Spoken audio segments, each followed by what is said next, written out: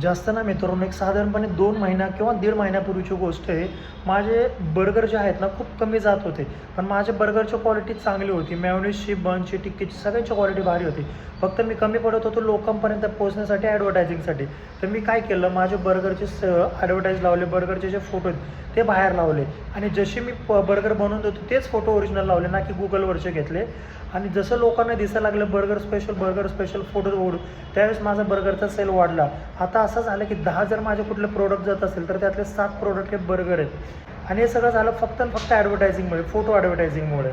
अजून social मीडियाची advertising तर मी करतोयच, पण ते अजून एवढं प्रॉपर होत नाही आहे. पण फोटो ॲडव्हर्टायझिंगचा मला एवढा बेनिफिट झालेला आहे. तर तुम्हीही करू शकता तुमच्या बिझनेसची ॲडव्हर्टायझिंग फोटो ॲडव्हर्टायझिंगच्या माध्यमातून. तुमच्या बिझनेसच्या नियर बाय, शॉपच्या बाहेर, शॉपच्या आतमध्ये जेवढं तुम्ही कराल तेवढं जास्त तुमचा तो प्रोडक्ट विकला जाईल. मला ॲज अ रिझल्ट भेटला आहे, तुम्हालाही भेटेल. एकदा नक्की तुम्ही हे पण एक्सपेरिमेंट करून बघा, तुम्हाला बेनिफिट भेटसाठी. भेटूया पुन्हा एका नवीन व्हिडिओमध्ये. तोपर्यंत थँक्यू.